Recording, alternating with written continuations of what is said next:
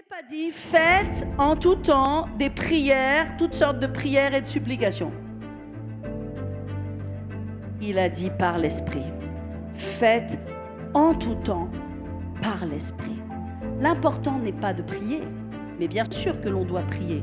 Mais si c'est pour prier, pour rester toujours au niveau des pâquerettes, prier à ce moment-là, c'est un devoir. Prier, c'est un exercice. Il y a des gens qui vont à la salle de gym, ils prennent des poids et ils font des exercices.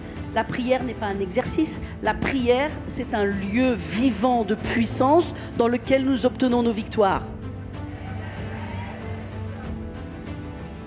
Alléluia.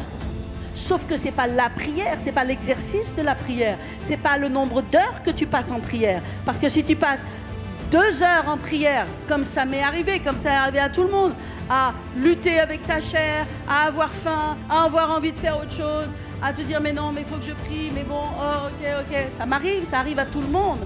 Mais c'est pas ça la prière, c'est pas ça la prière qui vainc. La prière qui va vaincre, c'est la prière par l'Esprit. Faites en tout temps par l'Esprit. Donc mes amis, Dieu nous appelle à prier. Dieu appelle son Église à prier. Alléluia. Ce matin, j'aimerais vous parler de la vie chrétienne spirituelle. Oh, dites, qu'est-ce que c'est la vie chrétienne spirituelle?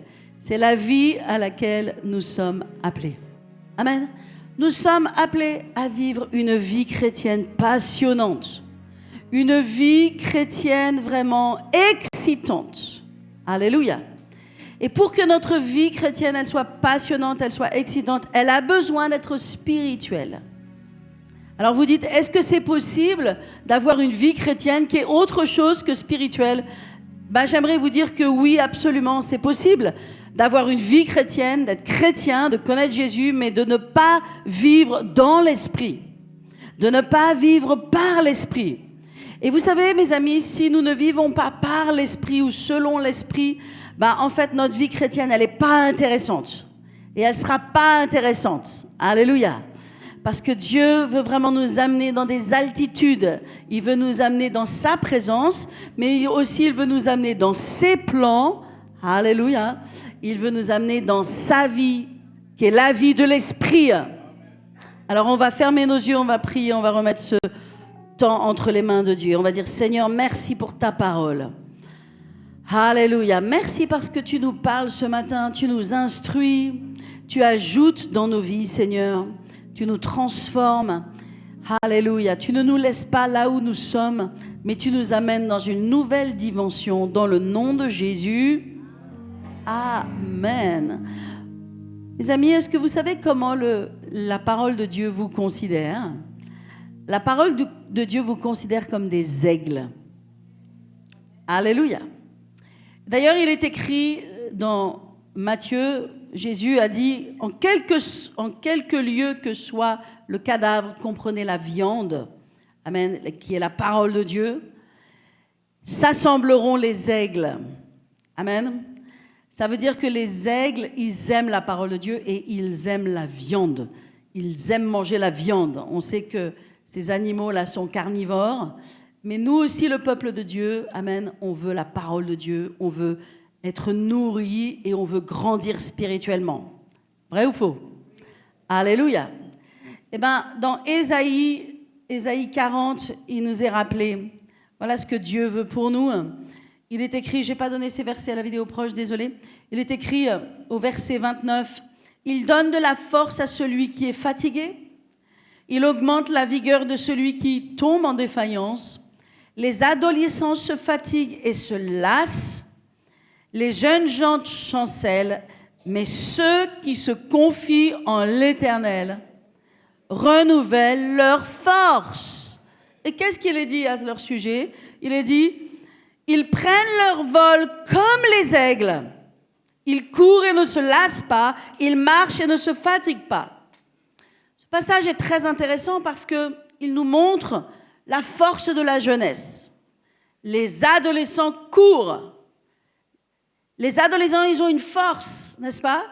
Mais qui est une force qui est naturelle. Et par leur force qui est naturelle, ils peuvent courir. Ils déploient une certaine force. Mais Dieu est en train de mettre ici la différence entre la force naturelle et la force spirituelle. Je vous entends pas ce matin. Alléluia. La force naturelle, elle nous amène jusqu'à un certain point.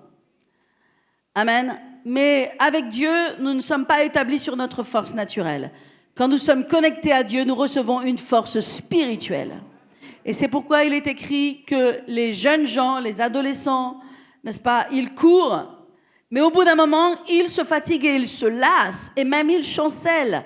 Ça veut dire que notre force naturelle, elle arrive jusqu'à un certain point, et elle peut faire des choses jusqu'à un certain niveau. Mais ceux qui se confient en l'Éternel, ça veut dire ceux qui vont se connecter à la vie spirituelle, Amen.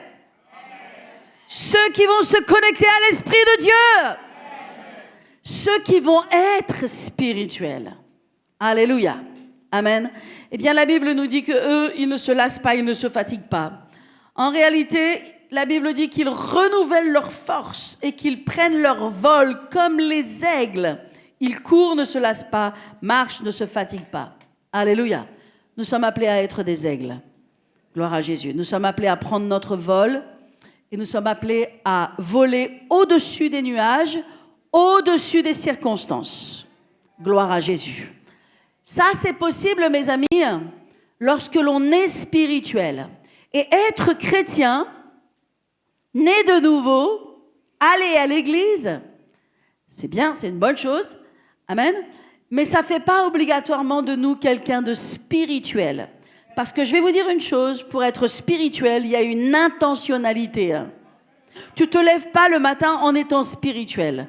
En fait, techniquement, tu te lèves le matin, tu es bombardé par des pensées de doute, des pensées de dépression, des pensées de découragement, des pensées qui sont les pensées de ce monde qui te dit que tu vas pas y arriver et que la vie est difficile et que tu ferais mieux de remettre la couette sur ta tête. Et en fait, on se dit pas ces choses, mais beaucoup d'entre nous, nous pouvons dire que c'est une réalité. Parce que l'esprit de ce monde est très fort et que nous vivons dans ce monde. Et que Jésus nous a dit clairement que Satan est le Dieu de ce monde. Satan est le Dieu de ce monde. Et c'est pourquoi il y a une atmosphère dans ce monde. Et pour que nous soyons des chrétiens victorieux, parce que nous sommes appelés à être victorieux, parce que nous appartenons à un autre royaume, néanmoins, eh bien, nous allons être victorieux par intentionnalité. Et quelle est cette intentionnalité? Parce que nous allons choisir d'être spirituels. Nous allons choisir la vie de l'esprit. La vie par l'esprit. Alors c'est très important parce que, bien sûr, tout le Nouveau Testament nous en parle et l'apôtre Paul nous en parle. Et moi, j'aimerais que vous tourniez avec moi eh bien, dans Galates 5, qui nous en parle. Dans Galates 5, tournez dans vos Bibles au verset 16. Mes amis, la vie de l'esprit, c'est la vie victorieuse. La vie spirituelle, d'avoir une vie spirituelle et d'être spirituel, c'est une vie victorieuse. Les gens qui sont spirituels ne sont jamais vaincus. Parce que dans la vie spirituelle, il n'y a pas de dépression. Dans la vie spirituelle, il n'y a pas de découragement. Dans la vie spirituelle, il n'y a pas toutes ces choses qui viennent nous alourdir. Alors, qu'est-ce qu'il est écrit dans Galates 5 au verset 16 ? Qu'est-ce que Paul dit? Il dit, je dis donc, marchez selon l'esprit. Alors ça, c'est une parole pour l'Église du Nouveau Testament. C'est une parole pour toi. Et le Seigneur te dit ce matin, marche selon l'esprit. Il n'est pas en train de dire, marche selon ta nature. Il n'est pas en train de dire, marche selon ton caractère. Ou marche selon les circonstances. Ou marche selon les peurs qui viennent dans ton cœur. Non, il dit marchez selon l'esprit. Et lorsque vous allez marcher selon l'esprit, lorsque vous avez cette marche de l'esprit, vous n'accomplirez pas les désirs de la chair. Alors c'est très important de comprendre que, bien sûr, nous avons une chair, que cette chair, nous allons la garder aussi longtemps que vous êtes sur la terre, et que cette chair ne va pas mourir. Elle va mourir que quand on va partir. Mais que cette chair est l'objet de tous nos problèmes. Elle est l'objet de nos problèmes parce que l'ennemi passe par notre chair. L'ennemi passe par nos pensées. L'ennemi entre par notre chair. Alors cette chair, la Bible a dit qu'il n'y a qu'une seule chose qu'on puisse faire avec cette chair, c'est la crucifier. Nous sommes appelés à crucifier notre chair. Et mes amis, ce n'est pas juste pour les pasteurs ou les évangélistes ou les apôtres. C'est tout enfant de Dieu qui veut vivre dans la victoire, amen, et pour vivre dans l'esprit, il y en a un qui doit dominer sur l'autre. Parce que les deux, ils ne peuvent pas marcher en parallèle. Ou on ne peut pas vivre une vie victorieuse et une vie spirituelle en ayant la chair qui domine dans notre vie. Ça veut dire qu'il faut faire de la place à l'esprit. Il faut faire de la place à la vie de l'esprit. Et dans notre monde et dans notre société, ce n'est pas une chose automatique, c'est une chose que nous devons rechercher et c'est une chose que nous devons poursuivre et c'est une chose pour laquelle nous devons nous discipliner. Est-ce que je parle à quelqu'un? Parce que mes amis, si nous vivons par l'esprit, nous serons victorieux. Parce que la vie par l'esprit, elle te donne énormément d'avantages et de privilèges. Les avantages que te donne la vie par l'esprit, c'est que déjà, tu n'es pas quelqu'un de déprimé ou de quelqu'un de découragé. Les avantages que te donne la vie par l'esprit, c'est que le Saint-Esprit, tu es connecté au Saint-Esprit et le Saint-Esprit va te conduire dans des chemins de justice. Il va te conduire dans des chemins de réussite. Alléluia. Donc, la vie par l'esprit, c'est une vie qui est véritablement une vie de prière. J'aimerais bien sûr, et je veux vous parler de la prière, parce que la prière, c'est très important. Et les deux choses que j'ai dans mon cœur de vous partager à vous, Église, c'est la vie de l'esprit, mais aussi la prière, parce que ça marche ensemble. Parce que tu ne peux pas vivre la vie de l'esprit sans avoir une vraie vie de prière. Parce que la connexion à la vie de l'esprit, c'est la prière. Et notamment la prière. Il y a d'autres choses, il y a d'autres outils que Dieu nous donne pour être spirituel et pour être puissant. J'ai besoin d'être forte. Est-ce que toi, tu as besoin d'être fort? Est-ce que tu as des combats dans la vie? Est-ce que tu as des incertitudes pour l'avenir? Nous n'avons qu'une seule solution, mes amis, c'est de marcher par l'esprit. Alors la Bible nous dit comme cela, marchez selon l'esprit et vous n'accomplirez pas les œuvres de la chair ou les désirs de la chair. Et continue, car la chair a des désirs contraires à ceux de l'esprit, et l'esprit en a de contraires à ceux de la chair. Ils sont opposés entre eux, afin que vous ne fassiez point ce que vous voudriez faire. Donc nous comprenons que la chair et l'esprit sont ennemis. La chair et l'esprit sont contraires. Vous voyez ce mot contraire? Ils sont opposés entre eux. Donc il y a un combat contre votre esprit. Et ce combat contre votre esprit vient de votre chair. Et qu'est-ce qui vient dominer votre chair? Notamment, c'est l'ennemi qui vient et qui est mélangé à notre chair. Et pourquoi est-ce que l'ennemi et notre chair sont mélangés ensemble? Eh bien, pour que vous ne fassiez point ce que vous êtes censé faire. Pour que vous ne fassiez point les choses de Dieu et les choses de l'esprit. Dans notre société aujourd'hui, alors que nous sommes dans des temps de la fin, alors qu'il y a une accélération sur la planète qui continue de se faire et que nous voyons de nos propres yeux, le combat est de plus en plus féroce contre l'Église et le corps de Christ. Mais voyez-vous, dans nos sociétés à nous, le combat, ce n'est pas un combat dans lequel on va nous jeter en prison, ou en tout cas pas encore. Mais ce n'est pas un combat dans lequel on risque de nous ôter la vie parce qu'on est chrétien. Ça se passe dans de nombreuses nations dans le monde. Alléluia. Nous n'avons pas ce combat-là et nous pouvons dire gloire à Dieu pour cela. Amen. Mais nous faisons quand même face à un combat. Et ce combat, il est invisible, mais il est réel. C'est un combat qui te combat tous les jours, qui est l'esprit de ce monde, qui est l'esprit antéchrist, qui te combat pour que tu ne sois jamais spirituel, pour que tu ne marches pas par l'esprit, pour que tu ne pries pas par l'esprit, pour que tu fasses un certain nombre de choses chrétiennes dans lesquelles il n'y a pas de puissance.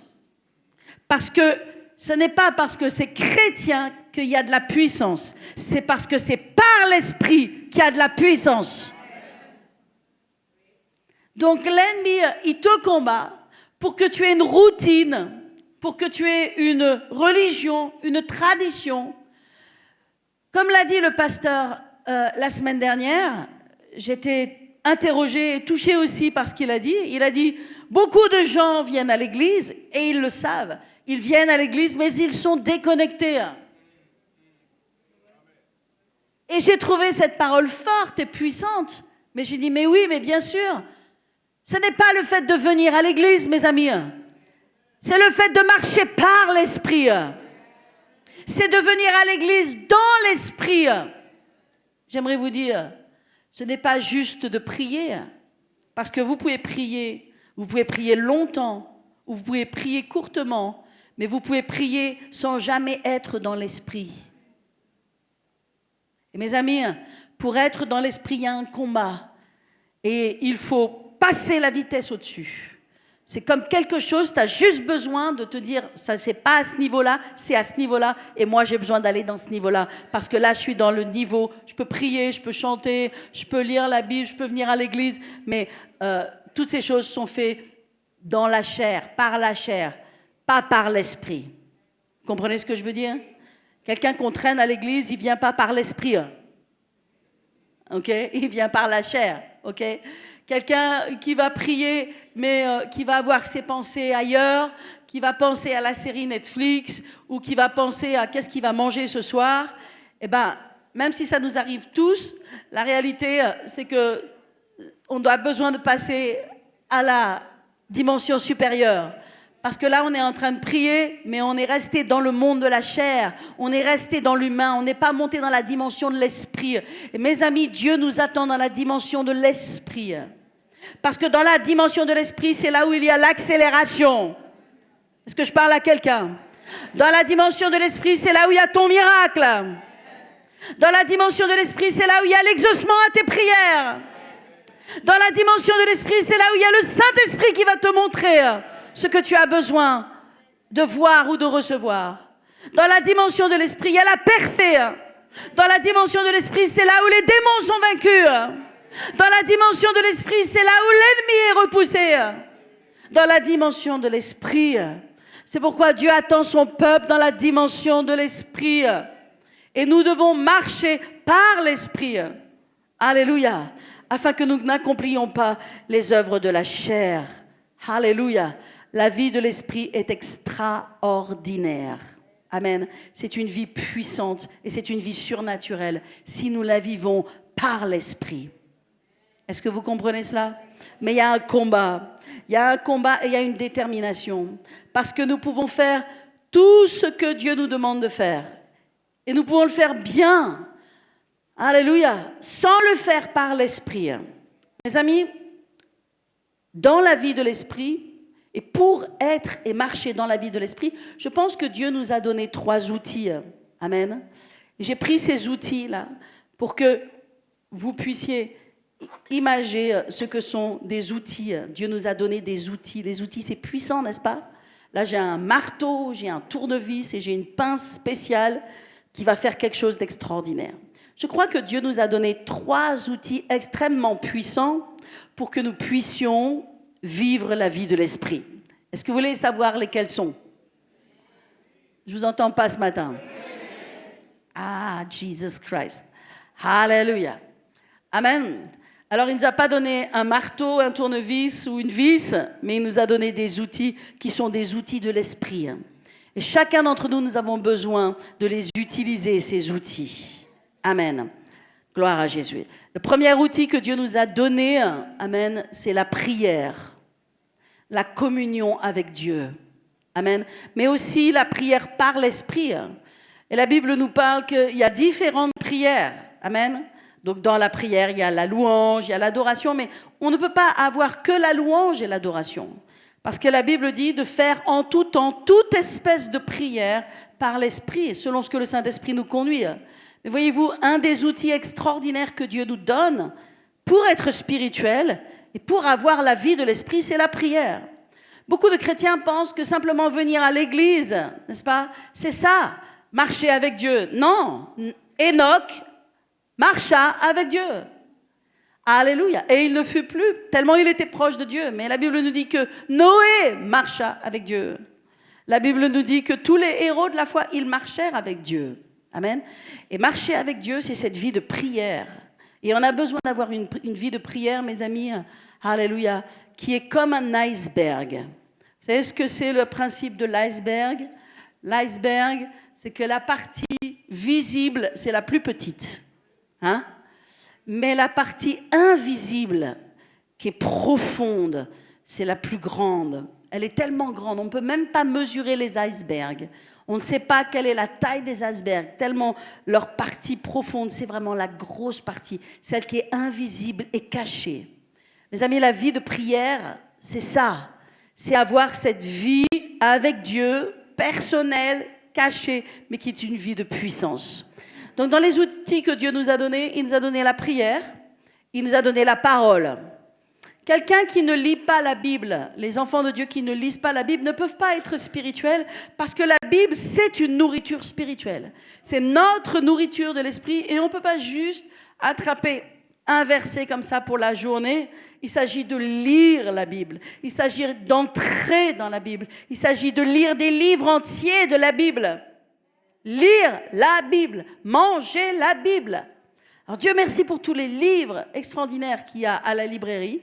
Amen. Mais rien ne peut remplacer la Bible. Alléluia. Ces livres importants nous révèlent beaucoup de choses, mais ils viennent en complément. Mais la parole de Dieu, amen, c'est la parole de Dieu. C'est la parole de Dieu. Amen. Et c'est celle que j'ai besoin de lire. Alléluia. Et le troisième outil que Dieu nous donne pour être spirituel, c'est d'aller à l'église. Alléluia. On ne peut pas être spirituel sans aller à l'église.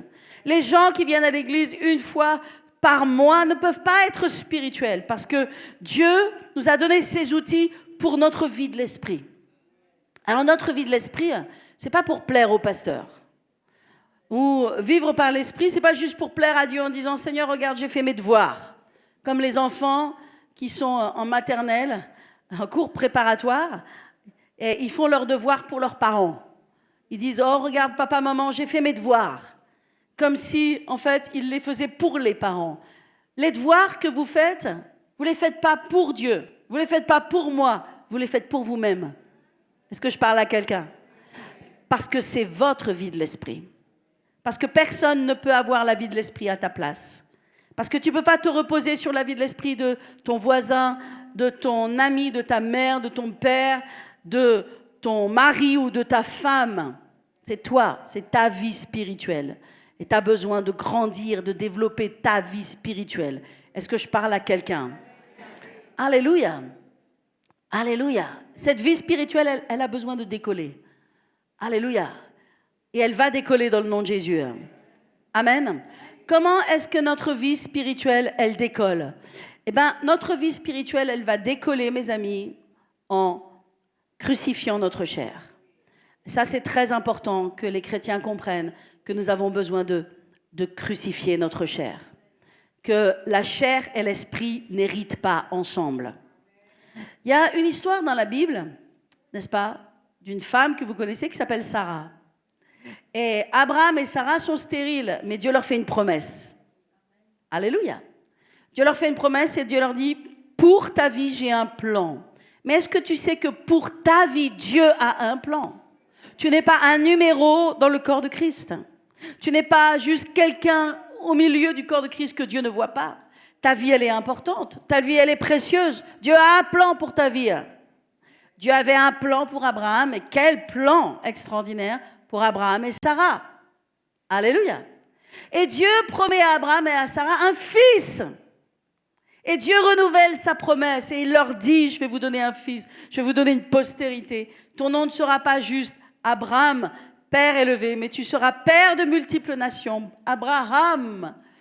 Et voici le temps passe. Parce que le problème, c'est que pour hériter des promesses de Dieu, il faut être spirituel. Il faut marcher dans une vie de l'esprit. Il faut rester dans la dimension de l'esprit. Il faut marcher par la foi. Alléluia. Être en communion avec Dieu. Alléluia. Et au bout d'un moment, Sarah, elle s'impatiente. Et elle dit que le temps est long. Et je pense qu'Abraham, il pensait un peu la même chose aussi. Et qu'est-ce que fait Sarah? Elle prend Agar, sa servante, et elle donne naissance. Et elle dit, voilà, maintenant Dieu a donné, ça ce sera le fils. Et elle donne un beau garçon qui s'appelle Ismaël. Puis Dieu vient voir Sarah et Abraham et leur dit, vous avez Ismaël, que Dieu bénisse Ismaël. Je rendrai Ismaël puissant, je bénirai Ismaël. Je rendrai Ismaël fort. Alléluia. Mais ce n'est pas le fils de la promesse. Parce que Ismaël n'est pas né selon l'esprit, il est né selon la chair. Il est né par le bras de la chair. Il est né pas non selon l'esprit, mais selon la chair. Et il dit, la chair n'héritera pas avec l'esprit. Amen. Et c'est pourquoi il y a eu cette séparation et que Sarah et Abraham ont dû attendre encore jusqu'à ce que, à un moment donné, Dieu libère le fils de la promesse. Et le fils de la promesse n'est pas né de la chair, n'est pas né des pensées, n'est pas né des raisonnements, n'est pas né des stratégies. Il est né de l'esprit. Et si nous voulons voir les choses de Dieu, elles doivent venir de l'esprit, elles doivent germer de l'esprit. Alléluia. Gloire à Jésus. Et c'est comme ça que nous allons voir la main de Dieu, la victoire de Dieu, la puissance de Dieu. Alléluia. Amen. Dieu veut faire jaillir les choses de l'esprit dans la vie de ses enfants. J'aimerais que vous regardiez avec moi dans Éphésiens au chapitre 6. Alléluia. Gloire à Jésus. Éphésiens au chapitre 6. Qu'est-ce que Paul dit à l'Église? Il parle au verset 10, il parle de l'armure du chrétien. Amen. L'armure que Dieu nous donne. Amen. On va le lire ensemble. Il est écrit au verset 10, « Au reste, frères, fortifiez-vous dans le Seigneur et par sa force toute puissante, revêtez toutes les armes de Dieu afin de pouvoir tenir ferme contre les ruses du diable. Car il dit, car nous n'avons pas à lutter contre la chair et le sang, amen, mais contre des dominations, des autorités, des princes de ce monde de ténèbres, des esprits méchants dans les lieux célestes. » Ok, donc il est en train de dire, le combat, il n'est pas naturel, il est spirituel. Donne un coup de coude à ton voisin et dis-lui, le combat n'est pas naturel, il est spirituel. Ça veut dire que, mes amis, on ne va pas vaincre de façon naturelle, mais pour vaincre, on va devoir vaincre de façon spirituelle. Et moi, dans cette église, j'ai besoin des gens qui soient spirituels. J'ai besoin de gens qui marchent par l'esprit et qui produisent les fruits de l'esprit. Et quand je parle de produire des fruits de l'esprit, je ne suis pas en train de parler que le fruit de l'esprit, c'est l'amour, la joie, la paix. Je parle qu'ils produisent, qu'ils engendrent les choses de l'esprit. Amen. Parce que les choses de l'esprit s'engendrent par l'esprit. Parce qu'il y a une naissance qui doit être donnée aux choses de l'esprit par l'esprit. Alors, si Paul parle à l'église d'Éphèse, et vous vous rappelez quelle est l'église d'Éphèse, il est en train d'encourager les croyants. Il est en train d'encourager les croyants parce que Éphèse, c'est une église que, dans Acte 19, que Paul a bâtie. Mais c'est une église qui fait face à des oppositions démoniaques extrêmement fortes. Est-ce que vous vous rappelez qu'il y a le simulacre de Diane? Est-ce que vous vous rappelez que Paul a fait face à une émeute épouvantable?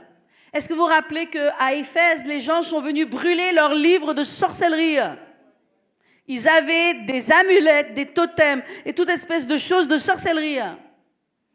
Est-ce que vous vous rappelez qu'à Éphèse, Paul a dit qu'il a combattu les bêtes? Il n'a pas combattu un lion ou un ours dans le naturel. Il a combattu des bêtes spirituelles. Et dans la vie des gens, il y a des bêtes spirituelles. Dans les familles, parfois, il y a des bêtes spirituelles.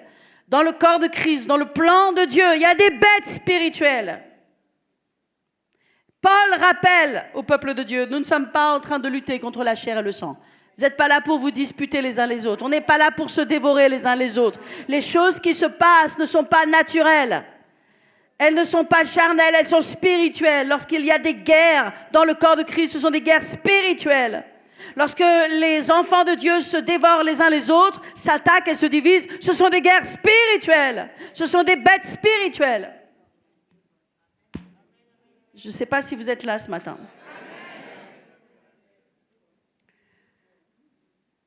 Alléluia. Alors, voici ce que Paul dit et ce qu'il nous rappelle. C'est pourquoi prenez toutes les armes de Dieu, afin de pouvoir résister dans le mauvais jour et de tenir ferme après avoir tout surmonté. Il nous dit, tenez donc ferme et à vos reins, et vous le savez, la vérité pour ceinture, la cuirasse de la justice, les chaussures que donne le zèle de l'évangile, prenez par-dessous le bouclier de la foi pour éteindre tous les traits enflammés des malins, et prenez aussi le casque du salut et l'épée de l'esprit. Ok, ça mes amis, tous ces équipements, ce sont des équipements, ce sont des revêtements que Dieu nous donne. Ces revêtements nous sont donnés par l'Église. Quand on vient à l'Église et qu'on reçoit la parole de Dieu. Quand on va à l'école biblique et qu'on reçoit la parole de Dieu. On découvre quoi? Amen. Qu'on a le casque du salut, on est sauvé maintenant et que nous avons la pensée de Christ. On découvre quoi? On découvre la justice de Christ qui a mis sur nous une cuirasse. Et maintenant, il n'y a plus de condamnation pour ceux qui sont en Jésus-Christ.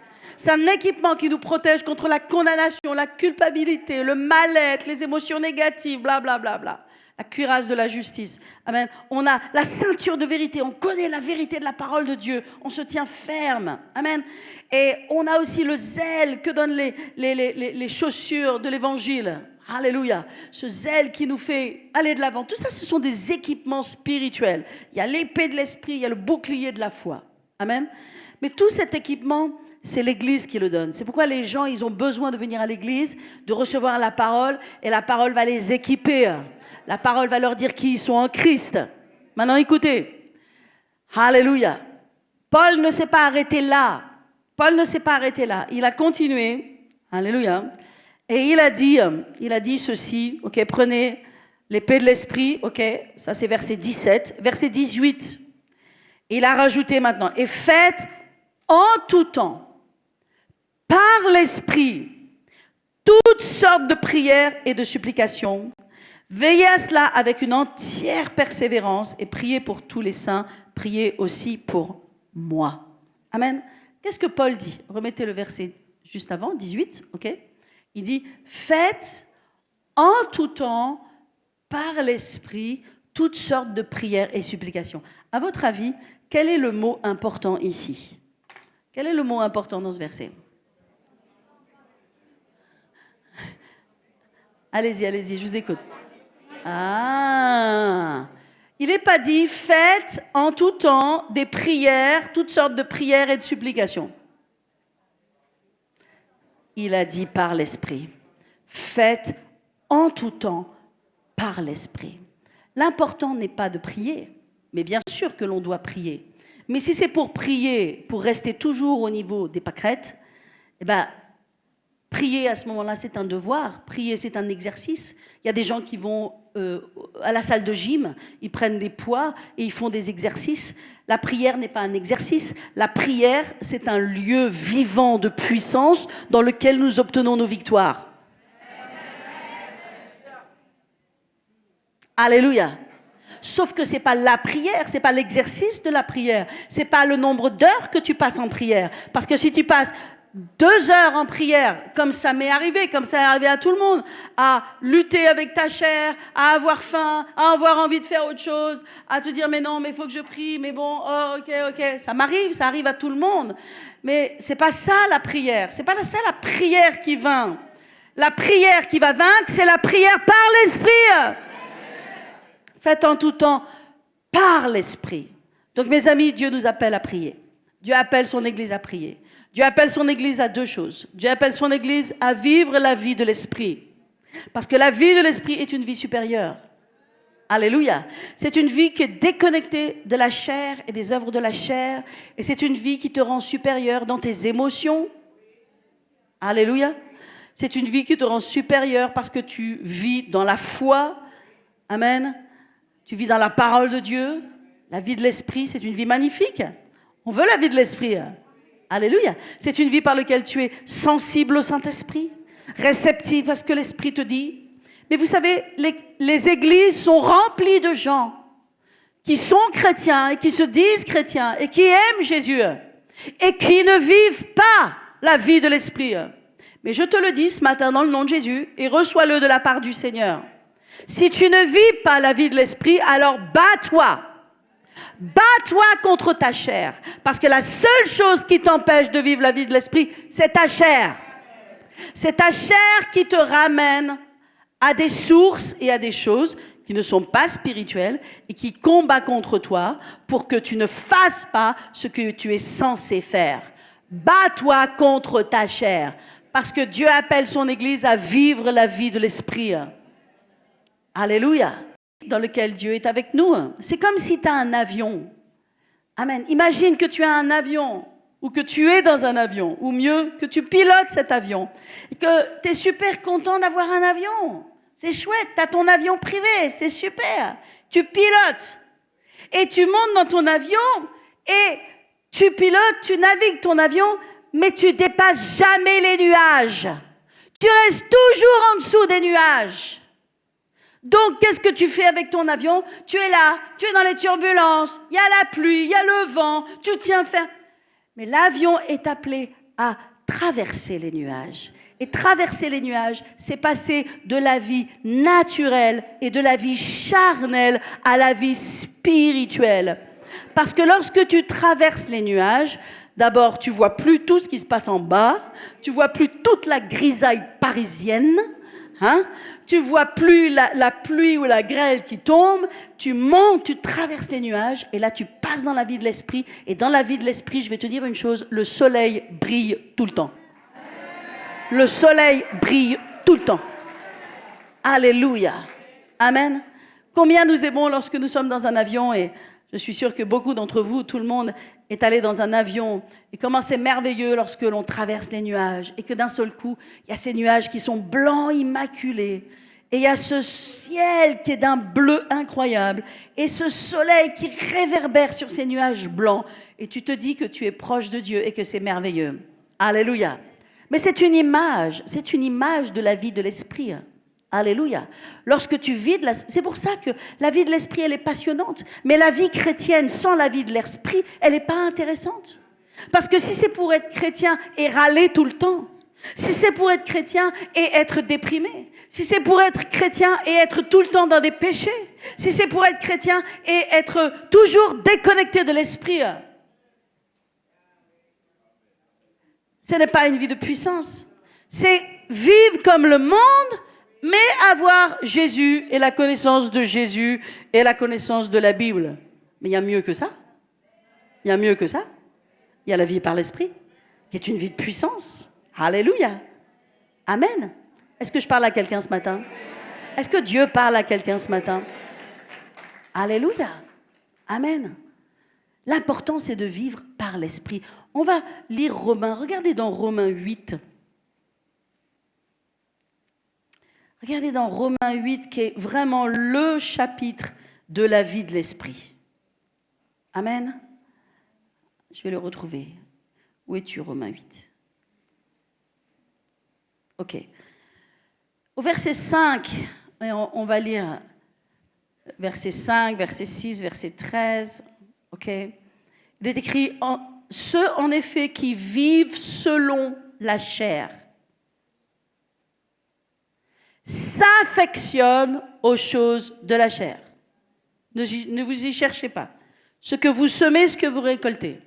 Si vous semez que dans la vie naturelle, dans la vie humaine, dans la vie charnelle, eh ben ceux qui sèment dans les choses de la vie humaine, naturelle et charnelle, ils s'affectionnent à cette vie-là. Ils ont énormément de mal à passer dans la vie spirituelle. Donc il est écrit que ceux qui vivent selon la chair s'affectionnent aux choses de la chair, tandis que ceux qui vivent selon l'esprit s'affectionnent aux choses de l'esprit.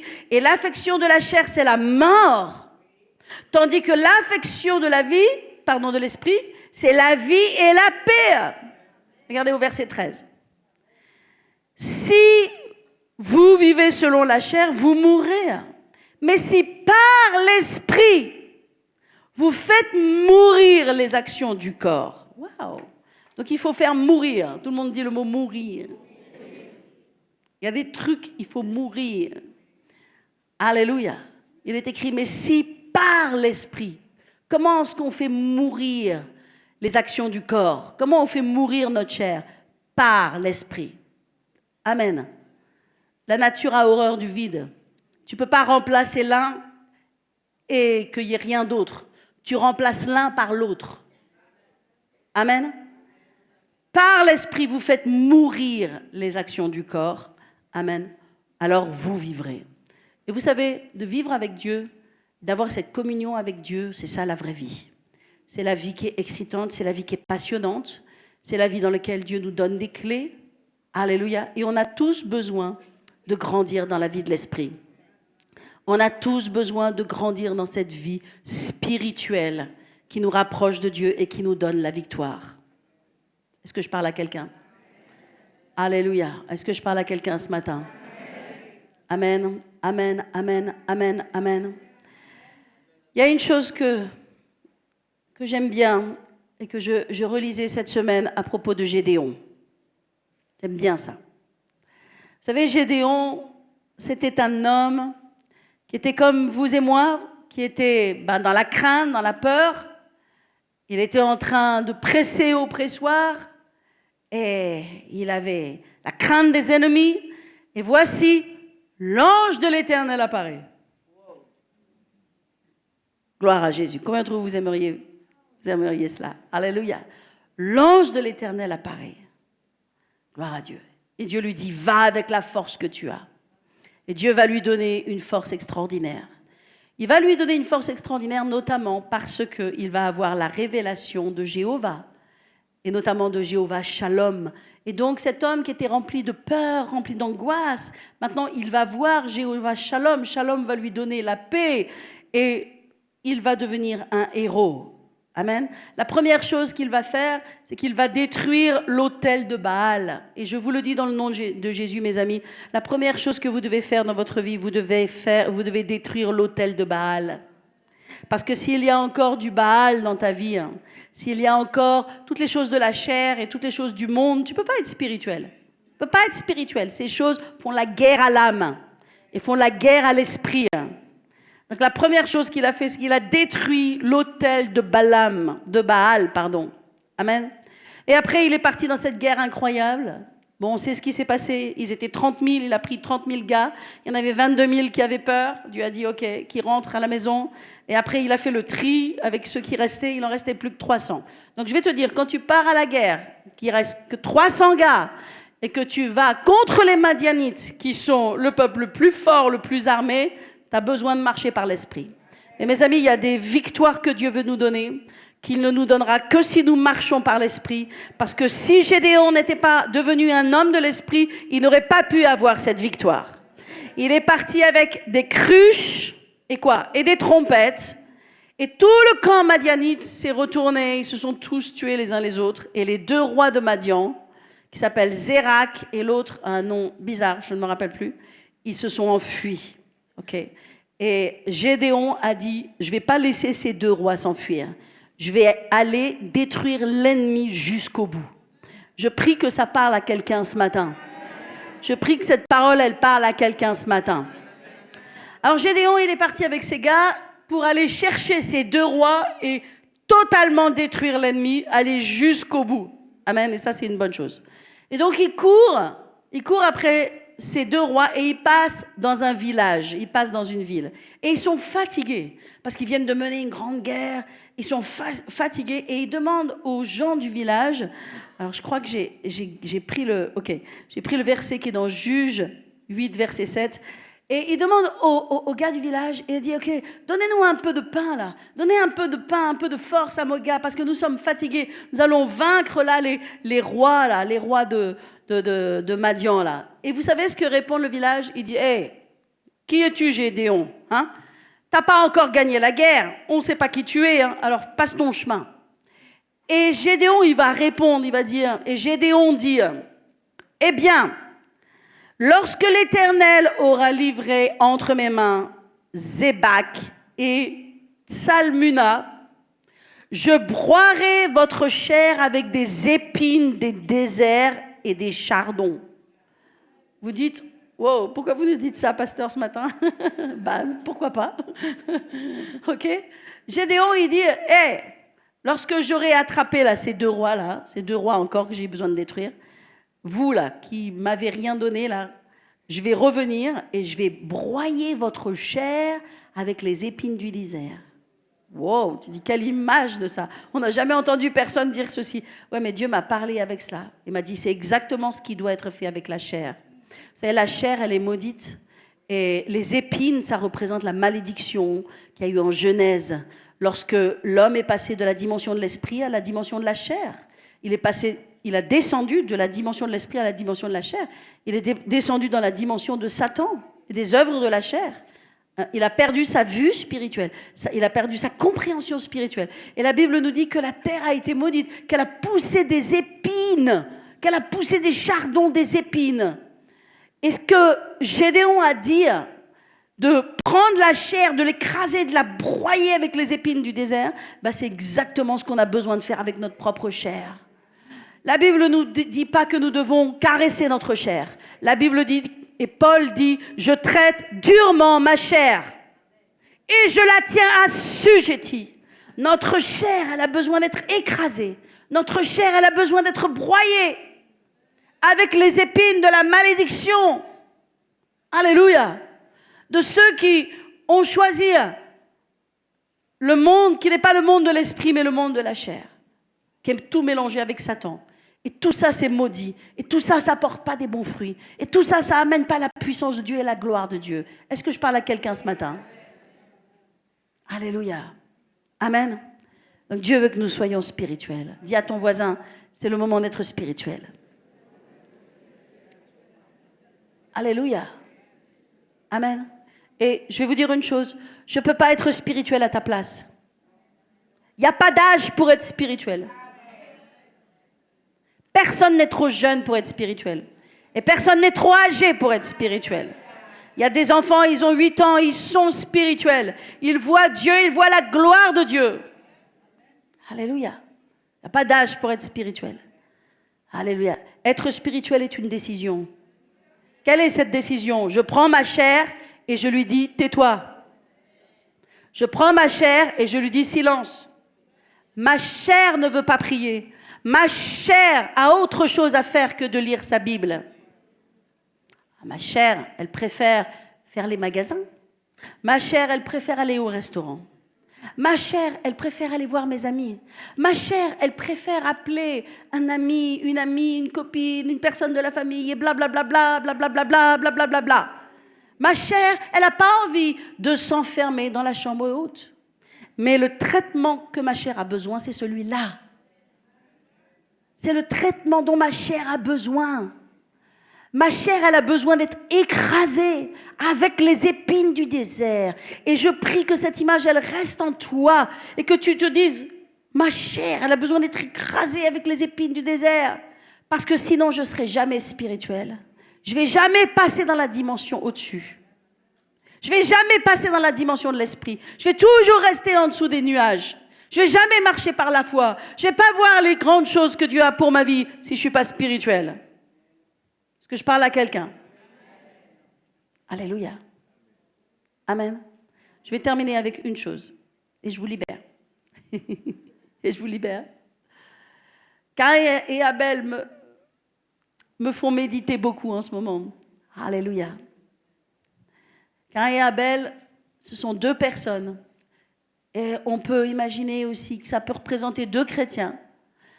Ce sont deux personnes qui décident d'offrir quoi? Un sacrifice à Dieu. Donc, c'est super. Ils disent, on va venir vers Dieu, on va lui offrir un sacrifice. Waouh. Caïn vient, donne-moi. Caïn vient et il amène à Dieu, parce qu'il est laboureur, okay?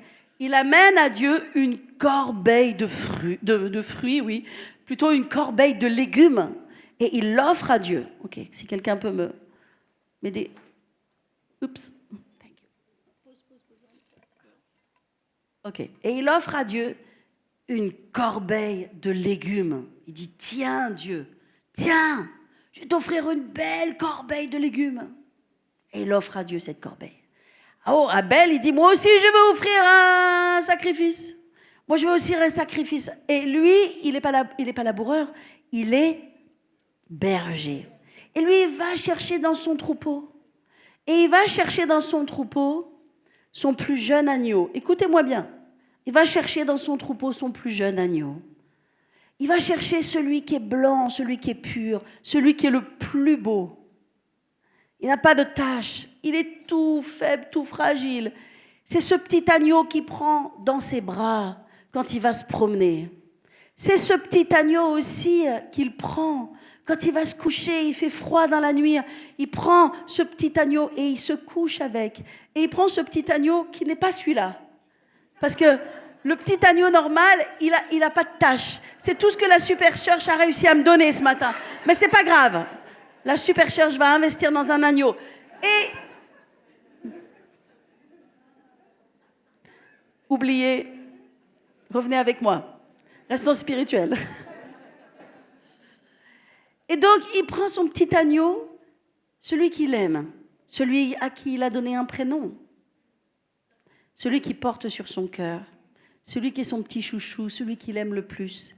Et il le prend et il dit, Seigneur, voilà, je te le donne en sacrifice, je te l'offre.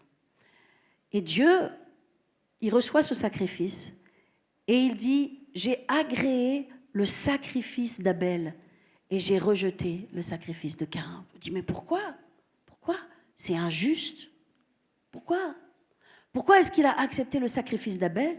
Est-ce que c'est simplement parce que le sacrifice d'Abel représente Christ ? Bien sûr qu'il représente Christ. Ce que Dieu a agréé, amen, lorsque Abel a donné son sacrifice, la chair a brûlé. Le sacrifice que Abel a donné a été un sacrifice sur lequel, sur l'autel qui a été bâti, un agneau a été posé.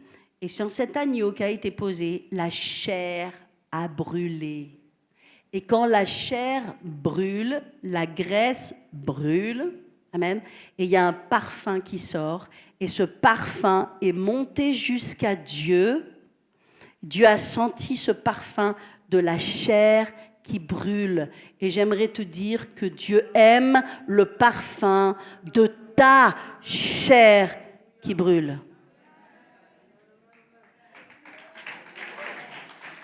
Absolument. Applaudissez le Seigneur Jésus. Alléluia.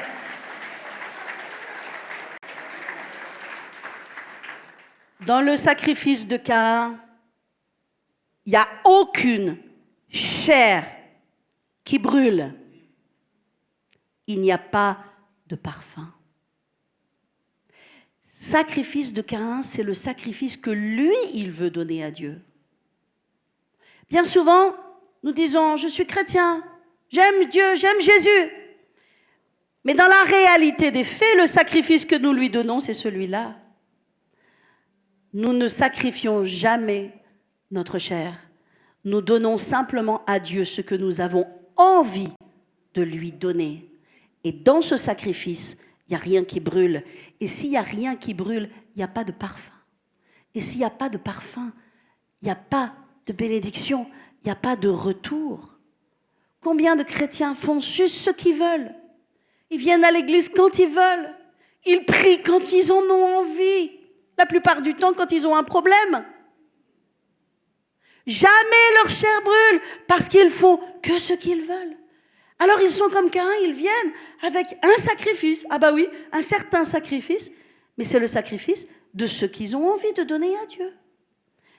Mais Abel, il n'a pas donné à Dieu ce qu'il lui plaisait à lui. Parce que si c'était le cas de Abel, si on avait demandé à Abel, il aurait préféré donner des légumes. Il n'a pas donné ce que lui, il avait envie de donner. Il a donné à Dieu ce que Dieu aimait recevoir. Et mes amis, si nous voulons voir la main de Dieu sur notre vie, si nous voulons voir la bénédiction de Dieu sur notre vie, il va falloir arrêter de donner à Dieu des légumes. Il va falloir arrêter de lui dire, Seigneur, tiens, tu es végétarien, Seigneur ? Ah non ? Non, tu n'es pas végétarien ? C'est pas grave, tu mangeras ça quand même.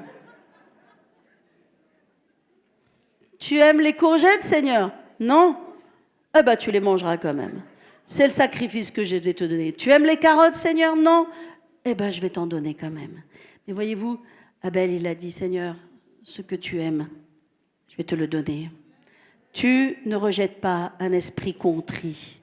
Tu ne rejettes pas un cœur brisé, un cœur qui s'humilie devant toi.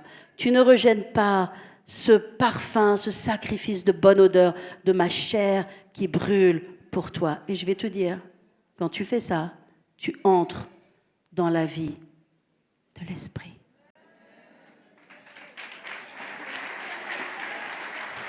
Alléluia. Fermons nos yeux. Alléluia.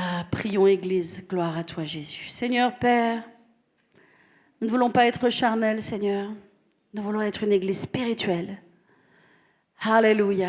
Nous voulons t'offrir des victimes expiatoires, Seigneur, qui nous ont coûté quelque chose. Nous te donnons la gloire ce matin. Je prie, Père, pour Paris Centre Chrétien. Je bénis tous les membres de cette Église. Je prie qu'ils reçoivent cette parole dans leur cœur et qu'ils soient transformés et qu'ils aillent de gloire en gloire et de victoire en victoire et d'esprit en esprit. Oh, dans le nom de Jésus, alléluia. Au nom de Jésus, je prie. Que l'esprit d'Abel soit au milieu de nous. Alléluia. Que l'esprit d'Abel soit au milieu de nous. Shalamahando sororowende. Que l'esprit de ceux qui se donnent eux-mêmes à Dieu, sans rien retenir, sans résister, sans avoir cet esprit du monde démoniaque et charnel, cet esprit du monde qui t'empêche de fléchir le genou, cet esprit du monde qui t'empêche de traverser les nuages, cette chair qui te retient et qui te domine et qui t'empêche de passer dans la vie de l'esprit. Mais la vie de l'esprit, c'est la vie de la puissance, c'est la vie de Dieu, c'est là où il t'attend. Merci Seigneur, je libère cette parole et je libère cette bénédiction sur ton peuple dans le nom de Jésus. Et tout le peuple de Dieu dit Amen, Amen. Est-ce qu'on peut applaudir le Seigneur Jésus ce matin? La louange. Hey, Alléluia. Gloire à Jésus. Amen. Est-ce que vous avez reçu quelque chose? Est-ce que vous allez le mettre en pratique? Est-ce que ça va changer quelque chose? Je prie dans le nom de Jésus que ça nous aide à aller plus haut. Alléluia. Gloire à toi. Merci Seigneur. Amen. Dieu a des bons plans sur ta vie. Dieu a des bons projets pour toi. Amen. Ces projets sont dans la dimension de l'esprit. Merci Jésus. Nous voulons donner l'opportunité à chacun de donner sa vie à Jésus. Parce que si tu es là ce matin, peut-être tu n'as jamais vraiment donné ta vie à Jésus. Peut-être si tu mourais demain, tu n'es pas sûr d'avoir la vie éternelle. Mais tu as besoin, alléluia, de dire oui à Jésus. Est-ce qu'on peut avoir un peu de musique, s'il vous plaît? Jesus, korabashanta kalamasoruru shalaba. Alléluia. Simplement fermons nos yeux. Si tu as besoin de Jésus ce matin, ne résiste pas, dis-lui oui. Amen. Et vous qui êtes en ligne, dites oui à Jésus. Simplement répétez cette simple prière derrière moi. Dites, Seigneur Jésus, je viens à toi. De tout mon cœur, je t'ouvre ma vie et je te demande d'entrer. Sois mon Seigneur, sois mon Sauveur. Sauve-moi, Jésus. Donne-moi cette vie nouvelle. Au nom de Jésus, je prie. Amen. Alors que tous les yeux sont fermés, si vous venez de prier cette simple prière, alléluia, levez votre main là où vous êtes. Vous dites, j'ai prié cette simple prière. Toutes les personnes, gloire à Jésus, je vois vos mains.